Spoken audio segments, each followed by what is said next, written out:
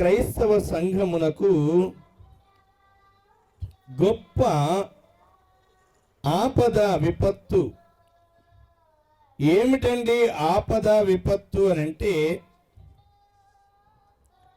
మందిరాలు కూల్చబడడం ఇది కాదు, విశ్వాసులు సేవకులు చంపబడడం ఇది కాదు. అసలైన విపత్తు ఏమిటి అని అంటే, లోకరక్షకుడైన యేసుక్రీస్తు వారి యొక్క సువార్తను, యేసుక్రీస్తు ప్రభువారిని సరిగా తెలుసుకోని పరిస్థితులు ఈ లోకములో ఎదురవుతున్నాయి. కొరింథీయులకు రాసినటువంటి మొదటి పత్రిక 11వ అధ్యాయము 4వ వచనము. ఏ పురుషుడు తల మీద ముసుగు వేసుకొని 11:4 ఏలయనగా వచ్చిన వాడెవడైనను మేము ప్రకటింపని మరి ఒక యేసును ప్రకటించినను. చాలండి. ఏమ్మా ఏం చదివారు? మేము ప్రకటింపని యేసును ప్రకటించిన. ఈరోజున ప్రాబ్లం ఏమిటంటే, అసలు నీ రక్షకుడైన యేసు వారిని గూర్చి నీవెంతవరకు ఎరుగుదువు అని అంటే చాలా మందికి. ఎందుకనగా రేపు మరి ఒక యేసు రాబోతున్నాడు. నీకు ఒరిజినల్ ఎవరో తెలియకపోతే నీవేమవుతావు? ఏమండి, ఒరిజినల్ ఏమిటో నీకు తెలిస్తే డూప్లికేట్ని నీవు నమ్మవు, అంగీకరించవు. ఈరోజు నాకు చాలా సంఘాలలో ఉన్నటువంటి పరిస్థితి ఏమిటంటే, క్రీస్తును గూర్చిన, యేసును గూర్చిన సంగతి పూర్తిగా తెలుసుకోని విశ్వాసులు ఎక్కువ మంది అయిపోతున్నారు. మంద పెరిగిపోతుంది కానీ మజ్జిగ ఎలా ఉంటుందంట, పల్చనైపోతుందండి. అందులో వెన్న లేని పరిస్థితి. నీళ్ళే. క్రీస్తును గూర్చి వెళ్ళామండి, తెలుసుకున్నామండి, వచ్చామండి, చూసామండి, కానుక వేసామండి, ప్రార్థన చేసుకున్నామండి, ప్రార్థన చేయించుకున్నామండి, అంతేగాని నిజమైన దేవుడు, నిజమైన రక్షకుడైన యేసుక్రీస్తును గూర్చిన అనుభవము లేని వారు ఎందరో ఈ రోజున లోకంలో ఉన్నారు. గనుకే బావినండమ్మా, అసలు సంగతికి వస్తున్నాను. ఇదే అధ్యాయము 13వ వచనము. ఏలయనగా అట్టివారు క్రీస్తు యొక్క అపోస్తలుల వేషము వారై ఉండి దొంగ అపోస్తలులను మోసగాండ్రగు పనివారునై ఉన్నారు. ఇప్పుడు చెప్పండి, ఎవరట? సేవకులే ఏం వేస్తున్నారు? దొంగ అపోస్తలులు, దేవుని చేత పిలవబడని వారు. రెండోది మోసగాండ్రు. మోసగాండ్రు అంటే ఏంటి? ఇదేనండి ఒరిజినల్ అని చెప్పి ఏమమ్ముతారు? డూప్లికేట్ అమ్ముతారు. అసలైన క్రీస్తును కాక మరి ఒక యేసును ప్రకటించే వారి లోకంలో ఉన్నారు. ఇది చెబితే ఏంటో చెప్తున్నారు అయ్యగారు అన్నట్టుగా మీకు ఉంది. కానీ నేను పుట్టక ముందే బయలుదేరింది. ఎవరు పుట్టక ముందు చెప్పండమ్మా? నేను పుట్టక ముందే ఇలాంటి బోధలు బయలుదేరాయి. నేను పుట్టక ముందు, రక్షణ పొందక ముందు కాదు, ఇలాంటి సంఘాలున్నాయి, ఇలాంటి సేవకులున్నారు. ప్రియమైన వారులారా, గుర్తించుకోండి. ఎక్కడి నుండి వస్తారు వీళ్ళు? 14వ వచనం. ఇది ఆశ్చర్యము కాదు, సాతాను తానే వెలుగుదూత వేషము ఏంటమ్మా? వెలుగుదూత వేషము ధరించుకొనుచున్నాడు. వెలుగుదూత వేషం వేరు. ఏమా? ఒక సామాన్యమైన వ్యక్తి వేషం వేసుకుంటే మనం వెంటనే ఏగో అతను ఇతను అంటాం. అసలు వాళ్ళు వేరు. ఓ పోలీసు వేషం వేస్తే ఆ పోలీసు వేషం పోలీస్ అంటాం. డాక్టర్ వేషం వేస్తే డాక్టర్ అంటాం. ప్రియులారు, అప్పుడు సేవకుడి వేషం వేస్తున్నారు. ప్రియులారు, క్రీస్తు పరిచారకుల వేషం ఎవరు వేస్తున్నారట చెప్పాలి? సాతానుడే. ఎవరమ్మా? సాతానుడే. ఏం వేషం వేసుకుంటున్నాడట చూడండి. నీతి పరిచారకుల వేషం 15వ వచనం. గనుక వాని పరిచారకులు నీతి పరిచారకుల వేషము ధరించుకొనుట గొప్ప సంగతి కాదు. విన్నారా? సాతానుడు వేషం వేసుకొస్తున్నాడట. అతని పరిచారకులు కూడా ఏ వేషమట?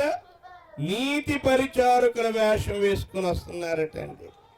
నీవు ఈరోజు వెళ్ళానండి, గుడికి వచ్చానండి, కానుక వేసుకున్నానండి, ప్రార్థన చేసుకున్నానంటే రేపు ఉదయం దారిలో కనబడతాడు. దారిలో కనబడి నువ్వు అక్కడికి వెళ్తున్నావు కానీ అక్కడిది కాదు, అసలైనంత రా నీకు చూపిస్తాను. అసలైంది ఏదో నీకు తెలియదుగా. అసలైన యేసుని గురించి నువ్వు తెలుసుకోలేదు. అసలైన యేసు వారిని గురించిన అనుభవం నీకు లేదు. ఆ వాక్య లోతు లేదు. ఆ అనుభవం లేని వారిని ప్రియులారా ఇలాగున అనేకులు దారి తప్పించేశారండి. ఇందాక మనం చదువుకున్నటువంటి వాక్యములు ఇర్మియా గ్రంథం 50వ అధ్యాయములు మనం చూస్తాము. కాపరులు అనేకులు ప్రియులారా ప్రతి కొండకు తిప్పి మనుషులు ఏం చేశారట? దారి తప్పించిరి అని ఉంది అక్కడ. నా ప్రజలు త్రోవ తప్పిన గొర్రెలుగా ఉన్నారు. వారి కాపరులు కొండల మీదకి వారిని తోలుకొని పోయి వారిని త్రోవ తప్పించిరి. చాలండి. త్రోవ తప్పించిరి. ఇది కాదు, ఇది కాదు, ఇది కాదు. ప్రియులారా, వాక్యము ఎరిగిన వ్యక్తిని ఏ వ్యక్తి తప్పించలేడు. బైబిల్ గ్రంథమును బాగుగా చదివే వ్యక్తిని ఏ వ్యక్తి తప్పించలేడు. వాక్యమును తినే వ్యక్తిని ఏ వ్యక్తి మోసము చేయలేడు. వాక్యమును ధ్యానించుకునే వ్యక్తిని ఏ వ్యక్తి ఏం చేయలేడు? మాయ చేయలేడు.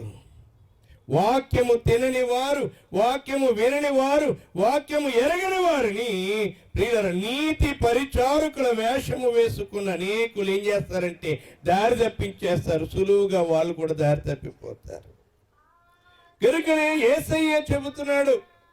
ప్రియులారా ఏమంటున్నారో తెలుసా? మోసపోకుడి, అనేకులు నా పేరట వచ్చి మిమ్మును మోసగించెదరు. అమ్మా, ఎవరు చెప్పారు మీ మాట? మత్తయి సువార్త 24వ అధ్యాయము 4వ వచనం. ఎవడును మిమ్మును మోసపరచకుండా చూచుకొనుడి. అనేకులు నా పేరట వచ్చి. ఏ పేరటమ్మా చెప్పాలి? నా పేరట అంటే నేనే యేసుని, నేనే క్రీస్తుని అనే వాళ్ళు వస్తారట. చూసుకోండి, రేపొద్దున వస్తారు. ఇలా చూడాలి అమ్మా, రేపొద్దున వస్తారని చెప్పానే. ఆల్రెడీ వచ్చేసిన వాళ్ళు ఉన్నారు, వాళ్ళ గురించి చెప్తా, కొంచెం వినండి. ఎక్కడి నుండి వస్తారు అంటే సంఘములో నుండే వస్తారు, సేవలో నుండే వస్తారు. గుర్తుపెట్టుకోండి, అనగా సేవకులలో నుండే బయలుదేరతారు. మీరంటారు మా పాస్టర్ గారు, మా అయ్య గారు అంటారు కదా. ఇప్పుడు నేనే యేసునంటాను, ఏం చేస్తారు మీరు అందరూ? నన్ను వదిలేస్తారా? ఏమండి, నేనే ఇప్పుడు ఆ వేషం కడతాను. ఏం చేయాలి ఇప్పుడు?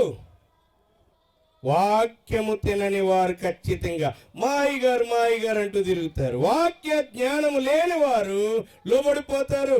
వాక్యము ఎరగని వారు ప్రియులారా ఆ మాటకు లోబడి ముందుకొస్తారు. చూసారు ఎంత పరిస్థితి? ఇది సంఘములో నుంచే వస్తుంది. ఒక ఆయన ఉన్నాడు మన భారతదేశంలోని. ప్రియులారా, ఈ వాక్యాన్ని వినడానికి ముందుగా సర్పము యొక్క కుయుక్తి ఈ ప్రకటన ఈ కొరింథీయులకు రాసినటువంటి పత్రికలోని 11వ అధ్యాయములోని పౌలు గారు చెప్తున్నారు ఈ మాటలు. ఆయన ఎంత కంగారు పడిపోతున్నారో ఈ విషయాన్ని గురించి చూడండి. ఆయన అంటున్నాడు, దేవాశక్తితో ఒక్కడే పురుషునికి పవిత్రురాలైన కన్యకనుగా క్రీస్తుకు సమర్పించవలెనని మిమ్మును అమ్మ వినరా, మిమ్మల్ని ఆ అయ్య చేతిలో పెట్టాలని, క్రీస్తుకును నేను సమర్పించాలని పవిత్రురాలైన కన్యకగా మిమ్మల్ని సిద్ధం చేశాను. గాని మధ్యలోంచి ఎవడొస్తున్నాడట? సర్పము తన కుయుక్తి చేత అవ్వను మోసపరిచినట్లు. ఎవరిని? అవ్వను మోసపరిచినట్లు మిమ్ములను కూడా మోసపరచి మీ మనస్సులను చెరిపి క్రీస్తు ఎడలనున్న సర నుండి పవిత్రత నుండి ఎట్లయినను తొలగిపోవునేమో అని భయపడుచున్నాను. సులువైన భక్తి కోరుకునే వాళ్ళు ఉంటారు. ఈ కష్టమైన భక్తిని కోరుకోక సులువైన దారి, సులువుగా పోయే దారి కోరుకుంటారు. ఎక్కువ మంది సంఘాలు ఇలాంటి వాళ్ళు ఉంటున్నారండి. వారు సులువుగా దారి తప్పిపోతారు. రాత్రి అయ్యగారు చెప్పారు కదా ఒక ఆయన గురించి, ఏమా దశమ భాగం అనే ఆజ్ఞ పాటించని వ్యక్తిని నువ్వు ఆజ్ఞ పాటించడం నాకెందుకు అదలబో అన్నాడు. ఇలాంటి వాళ్ళ కోసం బోలు మంది ఉన్నారు. ఏమో విన్నారండి. ఈ రోజున మనం గమనించినట్లయితే అసలైన యేసును నీవు గుర్తిస్తున్నావా? ఆయనే నజరేయుడైన, చెప్పాలి, నజరేయుడైన యేసుక్రీస్తు. యేసు వారిని గురించి నీకు ఎంత తెలుసు? ఆయన నరుడుగా లోకానికి వచ్చాడు, సిలువలో ప్రాణం పెట్టారు, చనిపోయి 3వ నాడు తిరిగి లేచి సజీవునిగా ఆయన ఉన్నాడు. దేవునికి మహిమ కలుగును గాక. ఈ సమయమందు మనతో ఉన్నారు. నీవెక్కడికి వెళితే అక్కడ నీతో పాటు ఉన్నారు. ఏమండి, యుగ సమాప్తి వరకు సదాకాలము నీతో కూడా ఉన్నాను అన్నారు. ఇటువంటి యేసు వారిని గూర్చిన వివరణ బాగా తెలిస్తే పర్వాలేదు, తెలుసుకోని వారి పరిస్థితి ఏంటి? మన భారతదేశంలో మెడ్రాస్ పట్టణంలో ఓ సేవకుడు ఉండేవాడు. ప్రియులారా, ఆయన పేరు లారీ గారు. ఏం పేరమ్మా? మన లారీలు ఉంటాయి చూసారు, ఆ లారీయే పేరు. మంచి బోధకుడు, మర్మాలు చెప్పే బోధకుడు. వినరమ్మా, దాటి అయిన ప్రసంగి. వినాలి జాగ్రత్తగా. ఒకనాడు అపవాది ఆయనను లొంగ తీసేసుకుంది. లొంగ తీసుకుంటే ఆయన మొదలు పెట్టాడు, ఏమన్నా తెలుసా? నేనే క్రీస్తుని, నేనే కృష్ణుణ్ణి, నేనే మహమ్మద్ని అని నేనే. విన్నారా? అన్నీ నేనే. ఓ పేరు పెట్టాడు, లహరి కృష్ణ పేరట ఆయన. ఆ పేరుతో ప్రియులారా ఆయన కొత్తగా మొదలు పెట్టాడు. ఆయన పిల్లలు, ఆయన సంఘం అంతా ఓహో అనుకుంటా ఆయన కూడా పరిగెట్టారు. చాలా చోట్ల ఆయన ఫ్లెక్స్లు పెట్టారు. చూసారండి, సేవకుడు పోయాడు, సంఘము పోయింది అక్కడ. ప్రియులారా ఆయన చనిపోయాడు. మరి చనిపోతే మా పాస్టర్ గారు ఎవరు? యేసుక్రీస్తు. కనుక 3వ రోజున తిరిగి లేస్తాడు అని చెప్పి అలా పెట్టు కూర్చున్నారు. 3 రోజులు అయింది కానీ లేవలేదు. ఏం చేశారు? సమాధి చేశారు. వారి పిల్లలు మాయ మాటలు చెప్తూ ఆ సేవను కంటిన్యూ చేశారు. తర్వాత అందరినీ వదిలి విదేశాలకు పారిపోదామని విమానాశ్రయానికి వెళ్తే సంఘములో కొందరు ఉన్నారు, తెలివైన వాళ్ళు, వీరి యొక్క గుట్టు మట్టి ఎరిగిన వాళ్ళు. పోలీస్ కంప్లైంట్ ఇస్తే వాళ్ళొచ్చి పోలీసులు అరెస్ట్ చేశారు. విన్నారమ్మా? ప్రియులారా, నేనే అనేవాళ్ళు చాలా మంది ఉన్నారు ఈ రోజున. ఇంకా చెప్పాలి అని అంటే ప్రియమైన వారలారా, అమెరికాలో విలియం మరియన్ బ్రెనహం అని ఒక ఆయన రక్షణ పొందాడు, సంఘంలోకి వచ్చాడు, సేవలోకి వచ్చాడు, ఆయా ప్రాంతాల్లో పనిచేశాడు. తర్వాత కొత్తగా సేవను ప్రారంభించాడు. కొంతకాలం పోయేటప్పటికి నేను ప్రవక్తనన్నాడు. తర్వాత నేనే క్రీస్తునన్నాడు. ఇతని యొక్క సేవలో రకరకాల బోధలు, వాక్యాల్ని వక్రీకరించి ఇది అది అని చెప్పి ప్రకటిస్తూ ప్రపంచ దేశాలలో సంఘాలు స్థాపించారండి. మన ప్రాంతంలో కూడా ఉన్నాయి, తెలుసా? వీళ్ళ యొక్క పనులు కనుక మనం గమనిస్తే మీ ముక్కుకి, చెవులకి, మెడలో, చేతులకి ఏమన్నా ఉంటే నువ్వు సంస్కారం తీసుకోకూడదట. రక్షణ ఇస్తారు కానీ ఏమవరమ్మా, సంస్కారం ఎవరట.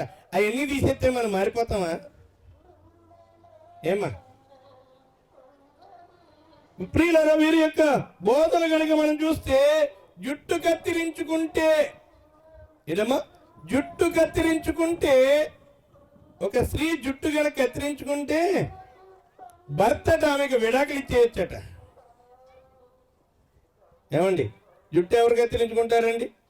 ఎవరి దగ్గరికో తీసుకెళ్ళి కత్తిరిస్తారు. కొంతమంది మొక్కుకుంటారు. ఏమా వాళ్ళని ఏం చేయలేకప్పుడు భర్త. వీళ్ళ కొందరు ఉన్నారు, మరి మన బిడ్డ ఒక ఆవిడ ఉంది, మరి బ్రెయిన్ స్ట్రోక్ వచ్చి హాస్పిటల్లో చేరింది. వాళ్ళంతా ఏం చేశారమ్మా? మరి అయితే ఏం చేయాలి భర్త ఇప్పుడు? ఆమెను ఆపరేషన్ కొరకు ఏం చేశారు? జుట్టంతా తీసేశారా? మరి తీయబడిన ఆమెను ఏం చేయాలి ఇప్పుడు భర్త? వదిలేయాలా? వీళ్ళని ఏమనాలంటారండి? ఇలాంటి ఆజ్ఞలు, ఇలాంటి విధానాలు పెట్టిన వాళ్ళు ఏమనాలంటే చెత్త పెంట మాట వాళ్ళు. ప్రియులారా, వాక్య జ్ఞానం లేదు, వాక్యాన్ని అనుసరించే పని లేదు. వాక్యమునకు వేరై రకరకాల బోధలు, రకరకాల ఆచారాలు. అయితే బావినండి వీళ్ళు ఎంతమంది ఉన్నారో తెలుసా? ఈ సంఘం 1965లో ఎప్పుడో మొదలైందంట. అప్పుడు నేను పుట్ల. ఇప్పటికీ ఆ వ్యక్తిని 4 కోట్ల మంది ప్రవక్తగా ఎంచుతున్నారు. 1 కోటి మంది ఈయనే క్రీస్తు అనేవాళ్ళు ఉన్నారు. వింటున్నారా? ప్రియులారా, నీకు మాట చెప్తాను రా, ఆ సంఘాలు కాదు, అవి కాదు, ప్రత్యేకం ఇదంతా అని తీసుకెళ్ళి చెప్తారు చెవిలో. వాక్యం ఎరగని వాడు, క్రీస్తుని ఎరగని వాడు, ఇంకోటి ఏమిటో తెలుసండి, వారు బైబిల్ కంటే వేరొక సువార్త, బైబిల్ కంటే వేరే ఒక గ్రంథం రాశారు, ఆ గ్రంథమే చదువుతూ ఉంటారండి.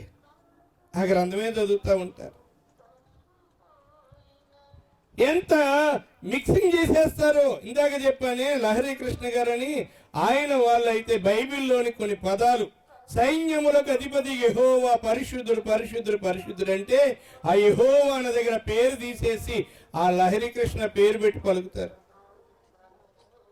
ఎంత దారుణాలో గుర్తించుకోండి. మరి యొక్క యేసును ప్రకటించే పరిస్థితులు ఈ లోకంలో జరుగుతున్నాయి. నువ్వు క్రీస్తును సరిగా తెలుసుకోకపోతే వాడు మాయలో పడతావు. ఈరోజు సంఘంలో చాలా మంది, ఎక్కువ మంది ఇలాంటి వాళ్ళు ఉంటారండి. భక్తి చేసే వాళ్ళేమో 10 మంది ఉంటే, భక్తి చేయని వాళ్ళేమో 70 మంది ఉంటారు. అలాంటి వాళ్ళు ఏమైపోతారు రేపొద్దున్న? ప్రియులారా, వారికి ఏమీ ఎరగరు. వాళ్ళు ఏం చెప్తే దానిని ప్రియులారా అనుసరిస్తూ వాక్యము ఎరగనటువంటి ప్రజగా ఉండిపోతున్నారు. ఇంకొంచెం ముందుకు వెళ్ళినట్లయితే బావినమ్మా, ఇలా దక్షిణ కొరియాలో సేవకుడు బయలుదేరాడు. అతనికి భార్య ఉంది, పిల్లలు ఉన్నారు. ఓ సంఘంలో సేవ చేశాడు, మరొక సంఘంలో సేవ చేశాడు, తర్వాత సంఘాన్ని కట్టాడు. ఆ సేవ డెవలప్ అవుతూ ఉండగా ప్రియులారా ఒక సంఘంలో ఒక స్త్రీని ప్రియులారా ఆ పరిచయంలో బాగా ఏకీభవిస్తుందంటే భర్త విడాకులు ఇచ్చేస్తే ఆమెను పెళ్లి చేసేసుకున్నాడు. పెళ్లి చేసేసుకుని ఏం చెప్పాడు తెలుసా? ప్రియమైన వాళ్ళరా, ఈమె పరలోకపు తల్లి. ఈమె ఎవరట? ఆమె పేరు జంగిల్ జా. ఏం పేరు? ఈయన పేరు ఆన్ షంగ్ హంగ్. ఇతను యేసుక్రీస్తట. ఈమెవరాడు? పరలోకపు తల్లట. వీళ్ళు ఎక్కడున్నారు తెలుసా? మన దేశానికి కూడా వచ్చారు. దయచేసి ఈ రోజున గమనిస్తే 175 దేశాలలో వీళ్ళు ఉన్నారండి. ఎన్ని దేశాలమ్మా? మనం పక్కూరు రావడానికి 30 సంవత్సరాలు పట్టింది. వాళ్ళు ఎన్ని దేశాలు ఉన్నారు? 175 దేశాలు. లేని వార్త, అసత్య వార్తను పట్టుకుంటూ పోతున్నారు. అనేక సేవా కార్యక్రమాల్లో పాలు పంపులు పొందుతారు. ఉదాహరణకి ఏ ఆహారం పంచి పెడతామంటే వద్దు పంచి పెట్టొద్దు అన్నాం అనుకోండి, ఆ పక్కన ఆయన ఏమంటాడు, యాండి మీకు ఏం పోయిందండి, వాళ్ళు ఏయో ఉపకార కార్యాలు చేస్తుంటే మీరేటని బైబిల్ పెట్టుకుని అడ్డంగా వస్తారు మీరు అంటారు. కానీ దాని వెనకాల ఉన్నదేంటి? వాక్యము వినని జనముగా మనుషుని మార్చేయడానికి. కనుక ప్రియమైన వారులారా, ఈ రోజున గమనించినట్లయితే మనము ప్రశ్న వేసుకుందాం. యేసుక్రీస్తు వారి తరువాత వచ్చిన అపోస్తలులు 12 మంది ఉన్నారు. వారిలో ఎవరైనా ఇలాంటి వేషం వేశారా? ఏమ్మా, అందరికంటే ఎక్కువ ప్రయాసపడిన పౌలు గారని అన్నారా? నేను అన్నారా? చెప్పాలి. వాక్యము ఎరిగిన వారు గుర్తుపడతారు. యేసు వారి వలె మరణానికి తలొగ్గారే తప్ప నేనే క్రీస్తుని అనలా. రాత్రి వేళ అయ్యగారు చెప్తా, పేతురు గారిని సిలువేయడానికి తీసుకెళ్తే ఆయన అన్నాడట, నన్ను ఎలా సిలువేయకండి, నన్ను తలకిందులుగా కాళ్ళు పైకెట్టి తల కిందకెట్టి సిలువేయండి, ఎందుకంటే ఆ సిలువ నా ప్రభువుకు తప్ప నాకు తగదన్నారు. గట్టిగా చెప్పలు కొడితే ఉన్నాయి. అంటే ఒకవేళ నన్ను కానీ అలా చూపించే కుదరదు, నన్ను అలా చూపించడానికి నేను తగను. ప్రియులారా, ఎంత సమర్పణ చూడండి. ఇక్కడ నేనే యేసుని అనేవారి పక్కనున్నారు. ప్రియులారా, నేను కాను, యేసు క్రీస్తే పైనుండాలనే వారి పక్కనున్నారు. నువ్వేం నేర్చుకుంటున్నావు, ఏం గ్రహిస్తున్నావో తెలుసుకోండి ప్రియులారా. అపోస్తలులందరూ ప్రియులారా తమ ప్రాణాలు పెట్టారు క్రీస్తు కొరకు. పౌలు గారు తమ ప్రాణం పెట్టారు క్రీస్తు కొరకు.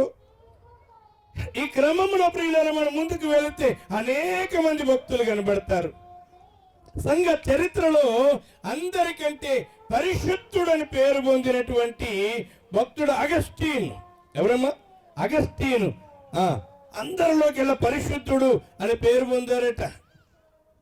ఆయన సహితము నేనే క్రీస్తుని అని ఎక్కడ ప్రకటించాల. క్రీస్తు కొరకు ప్రియులరా సజీవ యాగంగా జీవించారే గాని.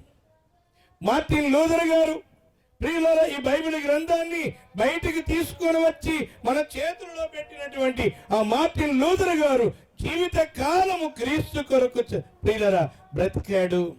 క్రీస్తును ప్రకటిస్తూ వచ్చాడు తప్ప ఎక్కడ వేషము వేయలేదు ప్రియులారా.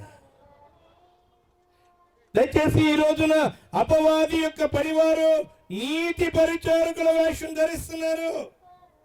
ఓ సంగమా, నీ వాక్యమును బాగుగా అనగా క్రీస్తును బాగుగా ఎరుగుతున్నావో లేదో తెలుసుకో. ఒరిజినల్ ఏమిటి, నిజమైన యేసెవరో నువ్వు తెలుసుకుంటున్నావో లేదో తెలుసుకుందాంలే. చాలా టైం ఉందిలే, బైబిల్ చదువుదాంలే, వాక్యం విందాంలే, ప్రార్థన చేద్దాంలే, అనుభవం పొందుదాంలే అనుకుంటుండే చివరి నిమిషంలో పట్టుకుంటాడేమో నిన్ను. చివరికి వచ్చేటప్పటికి బాబినమ్మ ప్రయాసపడిన వారు చివరికి వచ్చేటప్పటికి సులువైన మార్గాన్ని కోరుకుంటారు. ప్రియులారా, మన వల్ల కాదు కానండి, వాళ్ళు ఏదో చెప్తున్నారు, వాళ్ళు కూడా వెళ్ళిపోదామండి, మనకేం తెలియదు, వాళ్ళు చెప్పిందే రైట్, వాళ్ళు చెప్పిందే రైట్ అనుకుంటూ పోతారు. ముగిస్తున్నాను ప్రియులారా. మార్టిన్ లూథర్ గారు మనం చూస్తాము. ప్రియమైన వాళ్ళారా, మరి మన బైబిల్ మిషన్ అందుకున్న దైవజనుడు, దేవుని స్తోత్రం, ముంగమూరి దేవదాసయ్య గారు. ఆయన మాటలు మనం చూస్తే ఏమంటారు ఆయన? ఏమండి ప్రియులారా, ఎంతో చక్కని మాటలు కనబడుతుంటాయి. పాపిని, ఎవరిని? నేను పరిశుద్ధుణ్ణి అనరు. నేనెవరిని? పాపిని. పౌలు గారు అంటారు ప్రధాన పాపిని. బాబా ఏమన్నారమ్మా? ప్రధాన పాపిని. దైవజనుడు నేను పాపిని అని ఆయన అంటే, ప్రియులారా అపోస్తలుడు పౌలు గారు నేను ప్రధాన పాపిని అంటారు.